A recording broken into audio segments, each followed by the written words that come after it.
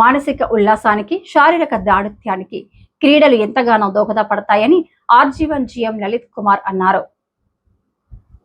Work people sports and games association ఆధ్వర్యంలో సింగరేణి ఉద్యోగులు, మాజీ ఉద్యోగులు, పరిసర ప్రభావిత ప్రాంతాల పిల్లలకు గోదావరికని జవహర్లాల్ నెహ్రూ స్టేడియంలో నెల రోజులుగా నిర్వహించిన ఉచిత వేసవి క్రీడా శిక్షణ శిబిరం గురువారంతో ముగిసింది. ఈ సందర్భంగా ఏర్పాటు చేసిన కార్యక్రమానికి ఆర్జీవన్ జీఎం లలిత్ కుమార్ ముఖ్య అతిథిగా, సేవా అధ్యక్షురాలు అనిత లలిత్ కుమార్, ఏఐటియుసి నాయకులు మడ్డి ఎల్లయ్య విశిష్ట అతిథులుగా హాజరయ్యారు. శిక్షణను విజయవంతంగా పూర్తి చేసుకున్న క్రీడాకారులందరికీ ఉచితంగా టీ-షర్ట్లను పంపిణీ చేశారు. ఈ సందర్భంగా జీఎం లలిత్ కుమార్ మాట్లాడుతూ, వేసవి సెలవుల్లో బాలబాలికల కోసం నిర్వహించిన ఈ నెల రోజుల క్రీడా శిక్షణ వారి మానసిక పరిపక్వతకు, శారీరక ఎదుగుదలకు ఎంతగానో తోడ్పడుతుందని తెలిపారు. క్రీడల ద్వారా జీవితంలో ఏదైనా సాధించాలనే తపన, పట్టుదల, పోటీతత్వం పెరుగుతుందని సూచించారు.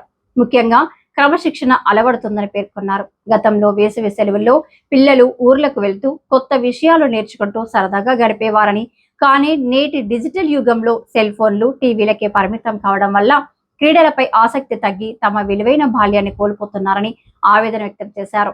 ఎదిగే పిల్లలు తమ సమయాన్ని క్రీడలపై కేటాయించడం వల్ల అవి వారి భవిష్యత్తును ఉన్నతంగా తీర్చిదిద్దుతాయని తెలిపారు. కాగా ఈ వేసవి శిక్షణ శిబిరంలో football, volleyball, athletics, basketball, swimming, boxing, karate వంటి క్రీడలలో అనుభవజ్ఞులైన కోచ్ల చేత పిల్లలకు అత్యంత ప్రతిభావంతంగా శిక్షణ ఇప్పించడం జరిగిందని జీఎం వివరించారు.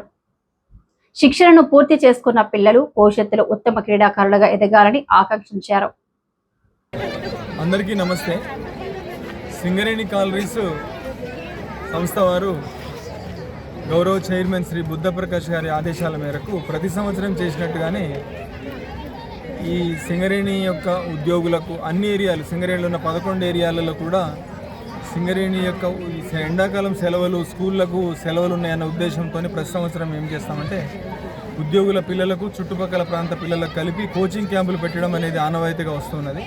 అట్లనే ఈ సంవత్సరం కూడా ఈ అన్ని ఏరియాలకు కలిపి సుమారుగా ఒక 11 లక్షల రూపాయలు మంజూరు చేయడం అయింది. అందులో భాగంగా ఆర్జీవన్ ఏరియాలో జవహర్లాల్ నెహ్రూ స్టేడియంలో గత నెల రోజుల నుంచి సుమారు ఒక 250 మంది పిల్లలు 7 గేమ్స్లో ఫుట్బాల్, వాలీబాల్, బాస్కెట్బాల్ కానీ, కరాటే, స్విమ్మింగ్, అథ్లెటిక్స్ ఇట్లా అన్నిట్లో చాలా అత్యుత్సాహంగా పిల్లలందరూ ఉత్సాహంగా పాల్గొనడం ఇదంతా సంతోషాన్ని ఇస్తున్నది.